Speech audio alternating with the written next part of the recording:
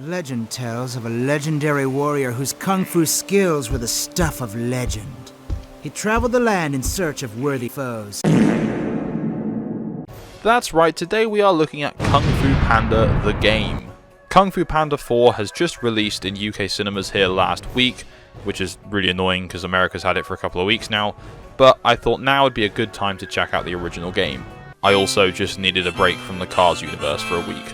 This game released in 2008 and was developed in a collaborative effort between 4 different companies.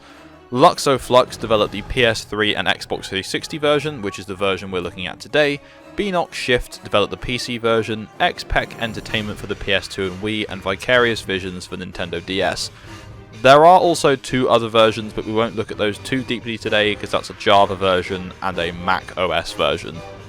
Not interested in that currently, so we are focusing on the PS3 and Xbox 360 version, developed by Luxo Flux.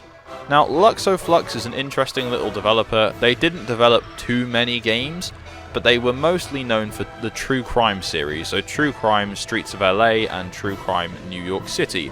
And in between these 2 games, they also developed the Shrek 2 game, which was actually kind of good.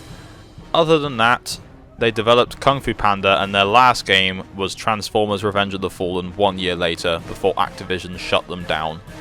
I'm just going to come right out and say it, this is certainly one of the games of all time. Kung Fu Panda as a game, it really isn't that bad. I went in with quite low expectations, which is more or less based on my previous experiences with movie tie-in games. It's to be expected, really. But honestly, I actually had quite a good time playing this. Don't get me wrong, it's not a perfect game by any sense of the imagination. It does have some glaring issues, but it's a fun time. So, speaking of issues, let's just get one of my biggest gripes of this game out the way now. In the grand scheme of things, it's not really that big of a deal, but the voice acting in this game is very middling. Some voice actors are actually pretty good as their characters, some, on the other hand, are not. Now, the voice cast of the movie do not return to voice their characters in this game. The person that voices Poe in this game does a very good job of capturing the voice of Jack Black, and there's a couple of other characters that don't sound too bad either.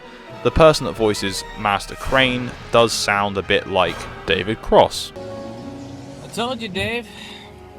I never lose. However, there are moments in this game that essentially recreate scenes from the film, but oh my god, they're just awful.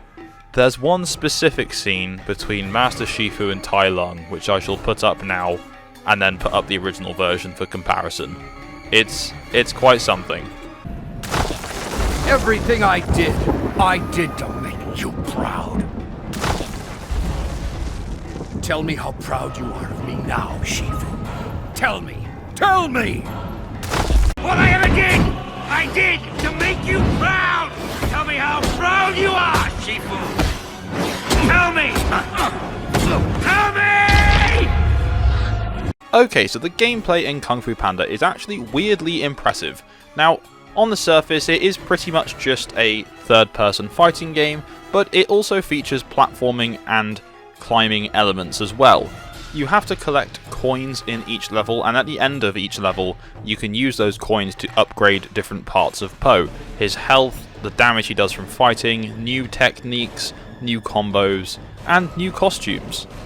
There's quite a lot going on here. And on top of this, whilst you spend the majority of the game playing as Poe, it is broken up by some gameplay segments where you get to play as other characters from the film as well, like Tigress, Master Shifu, Crane, and Monkey. Which, overall in terms of gameplay, leads to quite a varied experience. At least, on paper. The issue is, those moments that do break up the gameplay as Poe are quite repetitive, I'm not gonna lie. The Tigress segment was just really repetitive. The parts where you play as Crane, very boring. When you're playing as Master Shifu, it's a bit more like playing as Poe, but just smaller and faster. That's quite cool, but for the most part, these additional segments just feel kind of empty. And there's quite a lot of quick time events, which I know were like a big new thing when this game was out, but quick time events just aren't it, man. Like, they're just not cool. Not fucking cool. You have no fucking idea how not fucking cool that shit is. Okay, so graphically this game isn't really anything to write home about. The Xbox 360 version is probably the best looking of the bunch. The PS3 version didn't look too bad. There's a few moments where the characters just look really, really ugly, and like the way they talk just looks really unnatural. So seeing Poe in cutscenes sometimes is just a jarring experience. Buddy, I am the Dragon Warrior. But the actual levels are really well put together. They capture the vibe and feeling of China and the film very well. It's just occasionally let down by some graphical glitches and performance issues, and again, the character models being not perfect. Especially like coming off the back of watching the film, coming to play this, it's like quite the downgrade. But again, this was 2008, so I can't really complain too much. However, I can complain about other parts of the game. There are moments where you have to do platforming across rivers and bodies of water that just are so frustrating. The physics can be a little bit janky, and you can kind of just clip into stuff that just isn't actually there. Like platforms sometimes have little invisible walls that just cause you to fall into the water and reset, and it's so frustrating. There aren't too many of these in the game, but the couple of sections that have this really just brought the game to a halt for me. Another thing in this game that kind of gets a bit annoying after a while is there's these collectibles. There's collectible rare coins and collectible figures. Now, the first time I got one of these coins in the tutorial, it gives you a pop-up and says, oh, congratulations, you've got this coin. You have found a rare coin. Blah, blah, blah. It does this. And I thought, okay, cool. I know what that is now. But every single time you pick one up in the game, you get the same pop-up. Which, for the most part, was fine, but it got to near the end of the game. I was on the final showdown with Tai Lung, and as you're fighting him, you roll through one of these collectible coins, and it just stops the whole game to give you this pop-up to tell you that you've got a rare coin.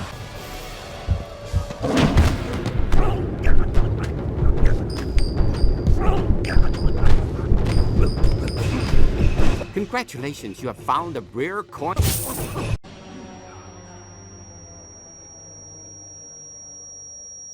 As if I didn't already know what it was after collecting every other one in the game beforehand.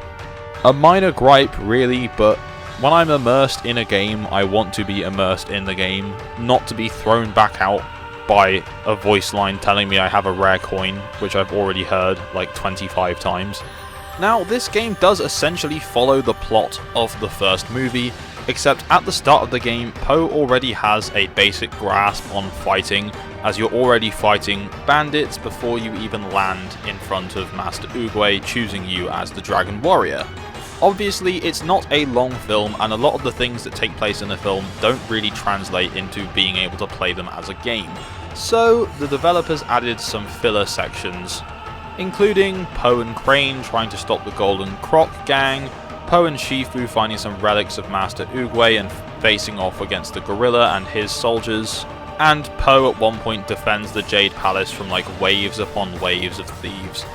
It's all kind of generic stuff, but it's still pretty cool to imagine that this does take place within the events of the film, we just don't see it. Critically, this game actually did pretty well. The Xbox 360 version scored 75 out of 100 on Metacritic, and the PS3 version scoring highest at 76. There was a lot of praise for the mix of combat and platforming, and the use of upgrades for the combat, as well as some praise for the level design, which I have previously mentioned as well. Even the lower scored reviews are still quite nice to the game. The lowest score for the PS3 version is 65 out of 100, which is still not that bad going. Just saying it's not the deepest game and it's really for kids, which, you know, probably isn't that far from the truth. But overall, this game's fared pretty well. I remember when I was younger, this game was actually everywhere on the 360. They put it in a double box with Lego Indiana Jones, and I remember seeing that double pack everywhere. But more recently, even when visiting places like CEX or going to car boot sales, you don't tend to see this game very often, even the double pack. So I'm not sure what's going on there. Maybe everyone loves their copy of Kung Fu Panda so much they're just not getting rid of it. I don't know. Another thing that's really good about the Kung Fu Panda game is the soundtrack is actually pretty good. Now, Kung Fu Panda films have a very good film score, composed by Hans Zimmer.